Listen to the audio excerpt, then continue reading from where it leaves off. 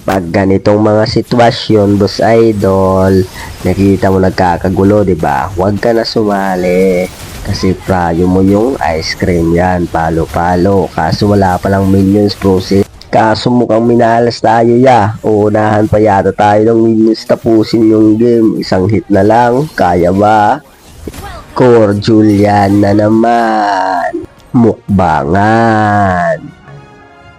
Paggamit yung isang Julian, first skill ang kunin nyo. Bakit first skill? Kasi yung first skill, yung may pinakamasakit na damage sa lahat ng skill niya. Ganun yon. Kahit ano yung katapat nyo, dapat first skill yung kunin nyo. Tulad dito, first skill, nag-i-embed yung Franco, diba? Hayaan mo yan.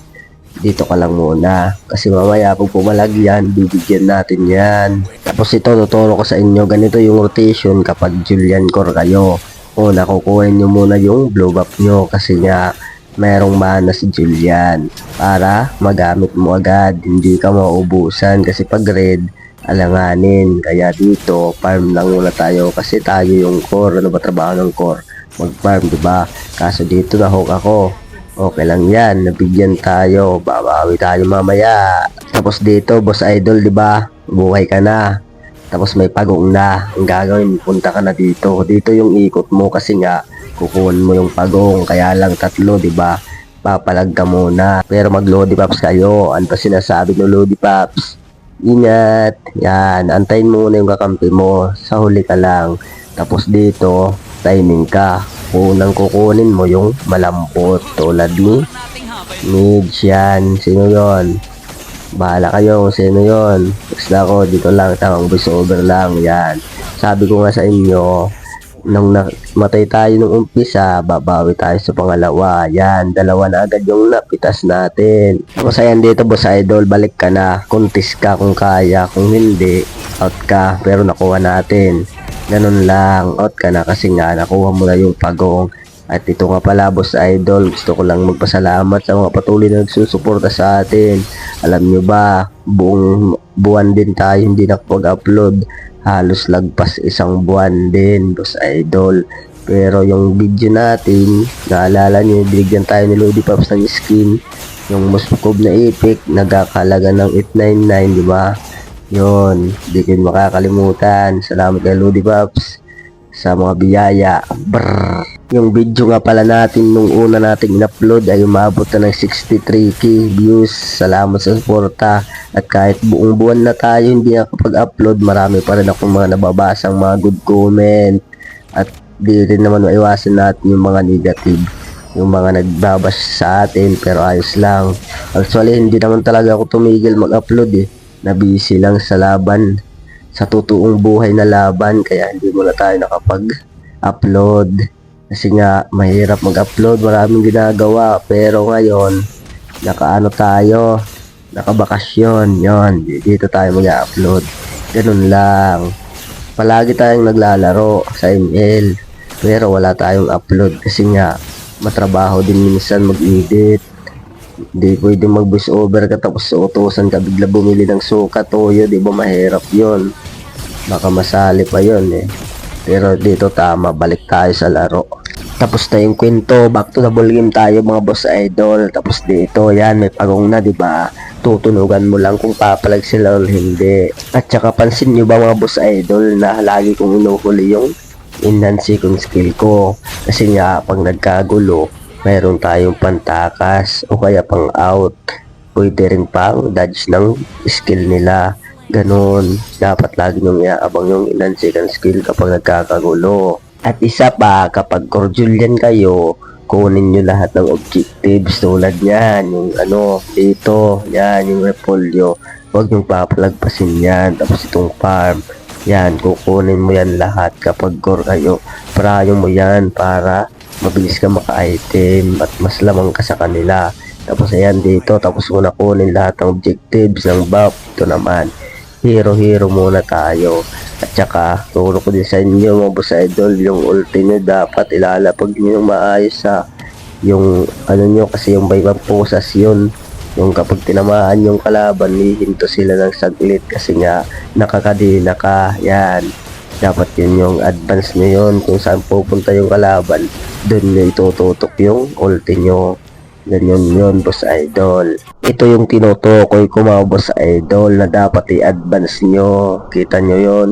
In-advance ko yung ulti ko kung saan papunta yung Biksana. Kasi nga alam ko dun siya pupunta. Kaya dun ko na nilagay. Ganun yun.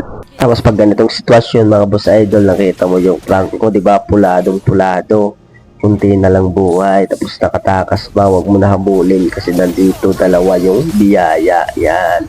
Huwag mo na habulin. Isa lang yun eh. Ito dalawa. Diba? Ganun lang. Tapos ito mga boss idol, may gusto lang akong sabihin yung mga nagko-comment daw na ayasid. Wala akong natututunan dyan. Hindi nyo lang kasi matanggap na ako nandito, kayo nandyan lang. Alam nyo na yung ibig kong sabihin.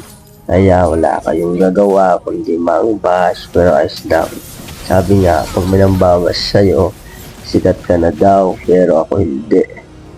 Kasi na lang yon. Tapos ito dito, palag-palag na. Kasi nga, snowball na ako eh. Kahit sino humarap, pagpapapaluin ko yan ng kadina. Tignan mo yung Cornela, tumakbo na, diba? Wala silang magawa kasi nga, lamang na tayo.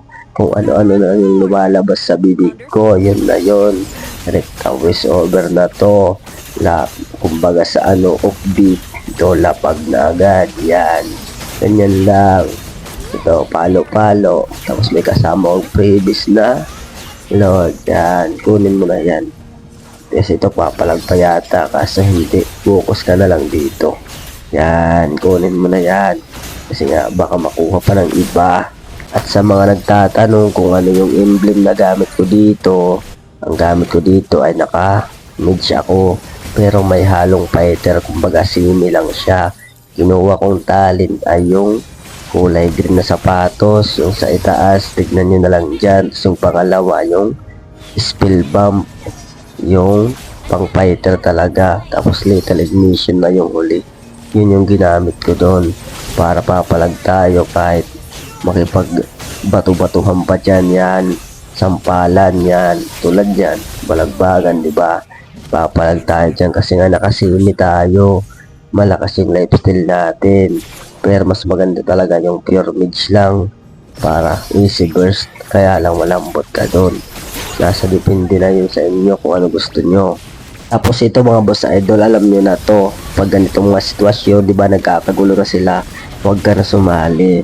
Prayo mo yung ice cream. Babasag tayo. Yeah. Huwag puro hero. Dapat may push din tayo. Pero may kunting palag. Para kunyari matapong pero atras ka. Kasi logi na eh. Hayaan mo na yan. Iwan mo na yan.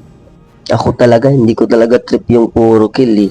Mas gusto ko talaga yung push kasi yung papapanalo sa amin. Hindi ko nga alam bakit ang dami ng kill ko eh. Gusto ko lang naman talaga mag-push kaya yung ginagawa ko dito. Malikot talaga ako sa mapa. Pagkatapos ko mag-push dun sa taas, dito naman ako sa baba. Kumbaga, iikot ako. Lilituhin ko lang sila kasi nga yung laruan ko talaga dito is Sigwi. At kung mag-kill man ako is ambush yun. Hindi talaga yung balagbagan. Ganun yung laro ko, boss idol. Ayoko ng puro sa bayan.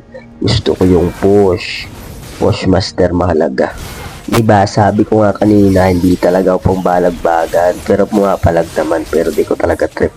Kaya out lang ako. Kakasabi ko lang eh, ambush talaga yung gusto kong kill. Tulad dito, yan yung kill, diba? Ambush talaga yung laro ko, hindi ako masyado sa kill. Pag balagbagan, yan, ambush lang. Tapos pag ganitong sitwasyon, inlansi ko, skill ka na papasok, huwag ka na mag-hero kasi yung hero andyan lang yan. Kaya lang wala pa lang minions. Sabay frozen, kaya bang mag-out? Mukhang hindi, pero nakapalag, nakapag-out. Noted pang matodas, pero hindi. Kasi nga, nakaabang yung second skill natin para pang takas. Kaya lang hindi natin namamalayan. Pulado na sa ibaba. Tignan nyo naman yung tori namin, mababasag ba yung ice cream? Tignan natin nung aabot, mukhang hindi na yata. Ang dami-dami natin mga boss idol, wala man lang nakapansin. Ayun, tapos yung pinaghirapan natin. Bye-bye, nice GG. Pero huwag tayong susuko kasi nga, Marami pa tayong laban na ipapanalo. Matalo ayos lang, bawi na lang sa susunod. Ingat!